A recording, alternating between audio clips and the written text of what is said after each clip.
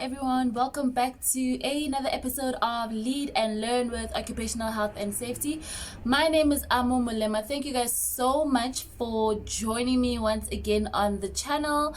Thank you guys for all your subscriptions once again. Thank you so much for your likes, your comments. Your comments, guys, thank you so much for your comments. The comments are really inspiring or motivating, rather. Like, they're so nice. You guys are so nice. They are very positive comments, guys. I really appreciate it. Just obviously pushes me to do more, to want to do more and give back more information, guys. I really appreciate the positive comments. Thank you and thumbs up. Now, guys, today, without further ado, we are going to jump right into today's topic. Today I want us to discuss something, guys. I wanted to discuss how to control COVID-19 in your workplace, in any workplace, right? But remember, with my background, more specifically in a construction workplace, okay? Now, I know also this topic is also very long overdue, because now we're like, almost a year and a half into the whole COVID-19 pandemic, and only now I'm getting an opportunity to talk about it. But remember, guys, it's because the COVID-19, guys, it's something that was not quite regulated, that we were never ready for, that just boomed on everybody. So we all had to prepare, get ready, and try to see how we implement the measures and, just kind of put them into our workspace, kind of fit them into our work areas and workplaces. So, guys, I'm just going to give you a few examples of how to control COVID-19 in your workplace, maybe more specific to a construction site. Okay, jump it. Okay. Now, guys, with regards to the regulation, or what regulates COVID-19, this entire pandemic, so I think I have thought of 4 references that you could use, right? When we come into legal referencing, right, when we now talk about COVID-19, the pandemic, when we go to legal referencing and trying to find some background on it, I would think that the legal referencing that we have to refer to has to be the Regulation for Biological Agents, your National Disaster Management Act, and I think also your COVID-19 management plan. And also, I think we have seen everywhere, we have the COVID-19 questionnaire. So those are some of the things that could guide us in terms of drawing up your management plan and implementing COVID-19 control mitigations on site. Okay. And then I just want us to discuss the Regulation for Biological Agents a little bit more. So the Regulation for Biological Agents, guys, I know it's not quite for COVID-19, but remember, COVID-19 is a virus. A virus is something that exists biologically, meaning that inside our bodies. So that way, it makes the regulation for hazardous biological agents very relevant to the control measures or control mitigation management for COVID-19. Okay, so in this regard, I would like for us to discuss the regulation for the HBA a little bit more in depth. Okay, because I think that's where it kind of gives us an idea or a guide on the direction to take when you are trying to implement your COVID-19 management plan. So remember, first things first, the HBAs are grouped in group 1, 2, 3, and 4. 1 being the least hazardous, and 4 being the most hazardous and the most problematic, basically. Because why? It's the one that causes human diseases. Group 4 is a biological agent that causes human diseases. It also causes, it also spreads easily from human to human. Also, it spreads easily within a community. South Africa, the world, basically. What? Right? So it spreads easily within the world, and also it has no quite effective treatment or effective prophylaxis. And as we have known, there was no treatment or cure for COVID-19 coronavirus. There was only a vaccine. There was no like medication. We only had to treat the symptoms. So basically there is no effective prophylaxis for the virus, so making COVID-19 fall under group 4 of the HBAS. Okay. Now, how would you deal with COVID-19 in your workplace? How would you try to mitigate or implement measures that mitigate the COVID-19 in your workplace? First things first, guys, I would say that you need to provide training. Okay, above everything and above every other mitigation that you're going to implement is training being the most important. 1, training on your COVID-19 risk assessment. Remember, for any workplace, I think as of 2020, when we went back to level 3 and everybody started going back to work, we had to implement a COVID-19 risk assessment on site. So, meaning that you have to do a proper training, a proper risk assessment first of all. And then once you've done your risk assessment, provide effective, relevant, and correct training on your risk assessment, on your COVID-19 risk assessment, guys. Now, this is important that you provide training, and I mean formal and informal, in the form of a toolbox talk, in the form of a DSTI, even in the form of a one-on-one conversation with employees on site, okay?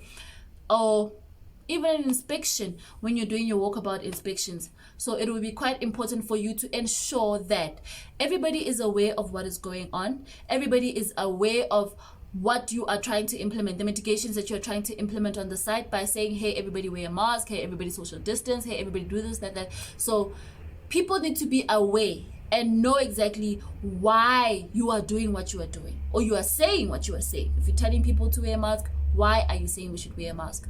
Why are you saying we should do that, we should do this, we should? People always want to know, okay? So providing adequate training would be a very good idea, a very good start, okay? So in the form of your toolbox talks, in the form of your DSTI with your foreman, also in the form of a one-on-one conversation, or even, guys, in your meetings, in your health and safety meetings, what you have with your group members, your committee members. Yes, your committee members. In those meetings, you guys, I would advise that you discuss also the risk assessment. And you inform subcontractors, you inform project managers, site agents, you let them know to go back and enforce this on their teams, okay? So yes, training being the first. As the second one that I would recommend would be, the second thing that I would recommend would be to implement your COVID-19 plan. Now guys, with regards to your COVID-19 plan, COVID-19 management plan, I think is something, okay, not I think, but guys, it's something that, one, you have to listen to our family meetings every now and then. In fact, almost every time that we have family meetings, the president addressing us on COVID-19, of course, that's what I mean. But every time we have family meetings, guys, you need to pay attentive attention, okay?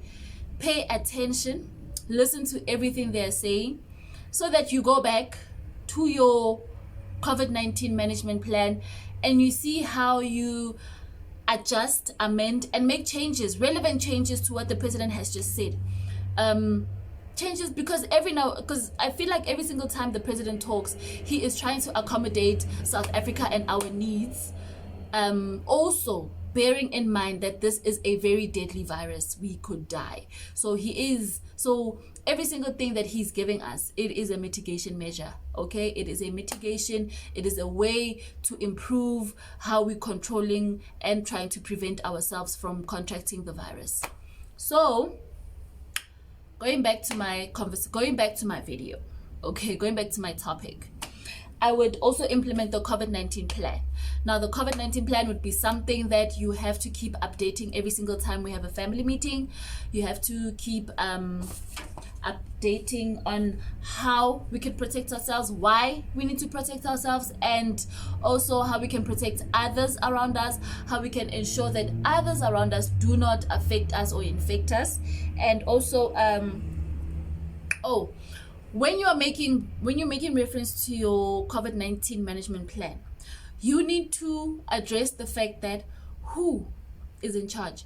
Should we have a suspicion, should we have a suspect on site, we need to address who can we go to like report a person. Or even if yourself you're not feeling well, where do I go to report that I'm not feeling okay? All right, so like these are some of the things that we have to put in place in your management act. Okay. Also your site setup, guys.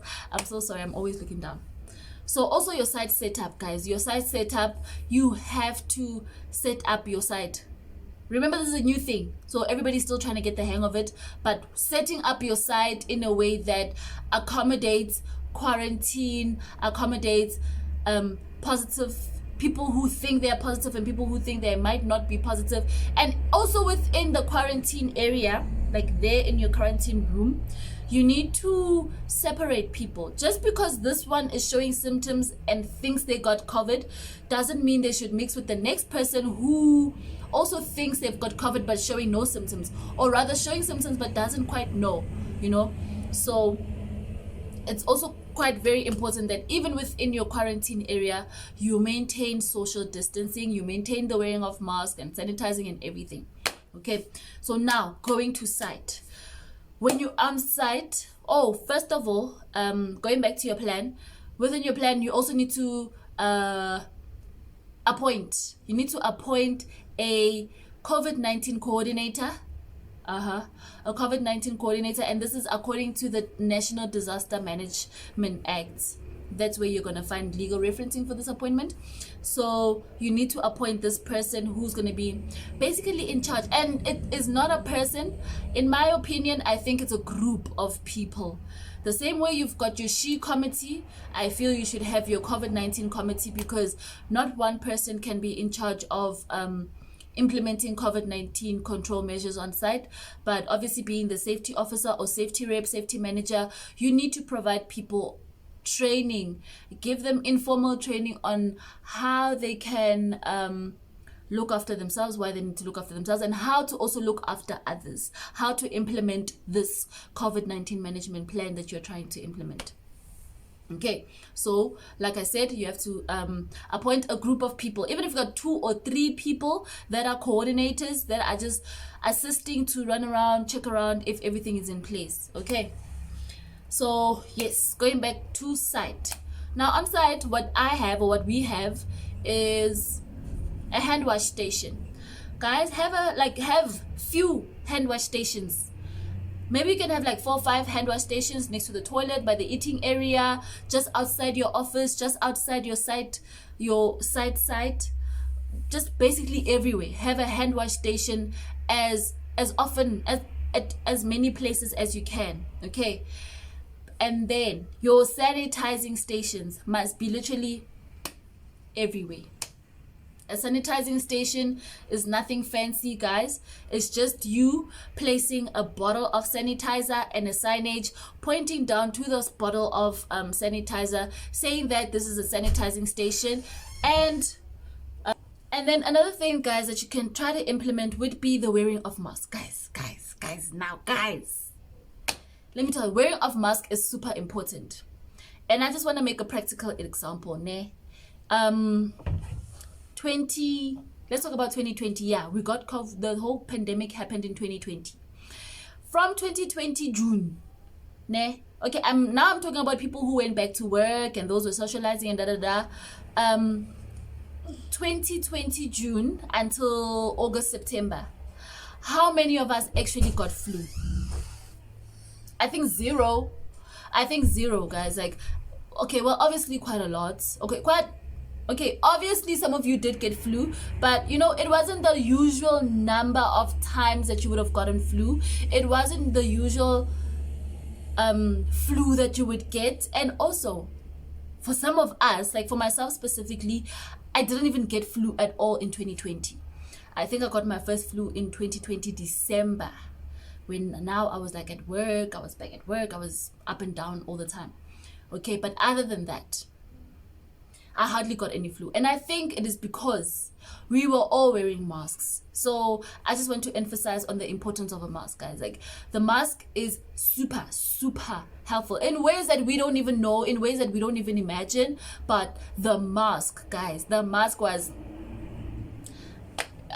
like, somebody should give the mask a Nobel Peace Prize, I don't know, but you know, the mask, guys, the mask is one of the very most important mitigation measures.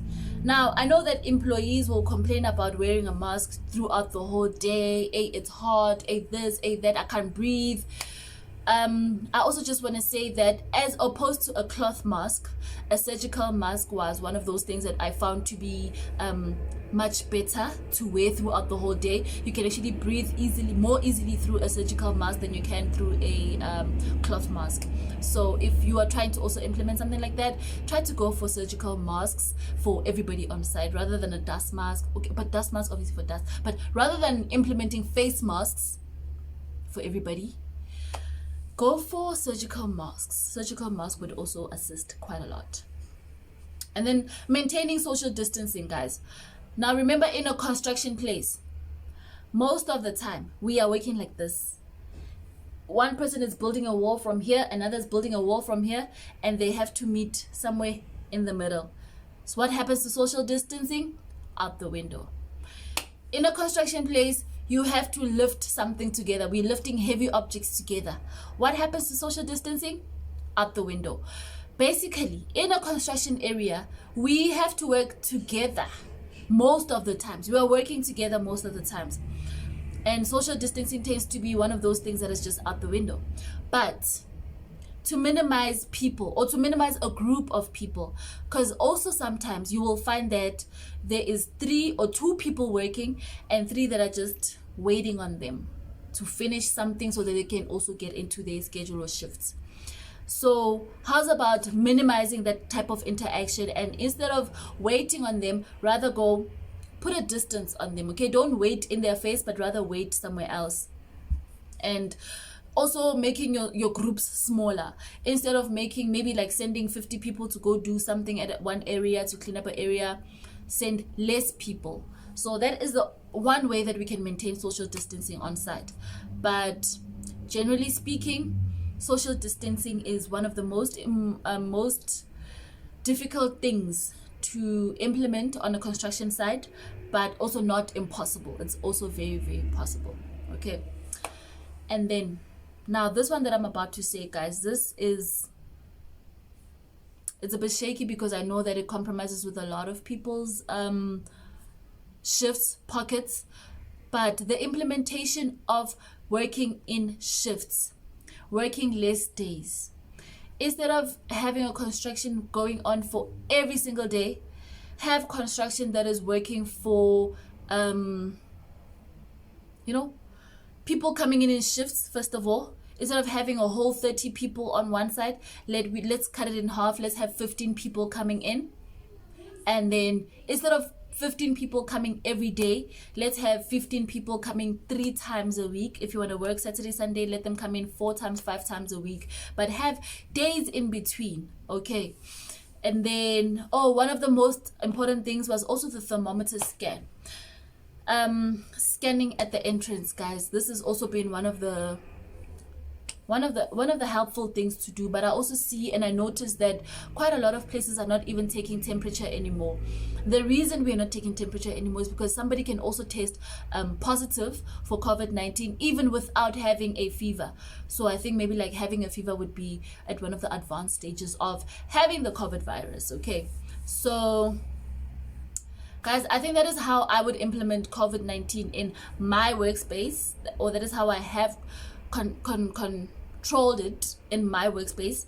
But please let me know how you would implement or how you have implemented it into your workspace, and how you have dealt with the situations or the suspect cases, you know, in your workspace.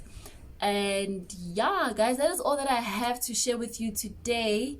I hope you learned a thing or two, and please do add on the comment sections, guys, how you guys have implemented COVID-19 in your workspaces, how you would like, or maybe how you would even advise for me to add more control measures, add more mitigation measures to my control, or how I'm controlling COVID-19 currently in my workspace.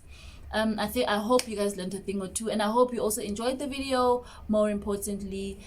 And don't forget to like, subscribe, and also add your comments in the comment section, guys. Thank you so much for watching. Thank you so much for your time. Adios until next time.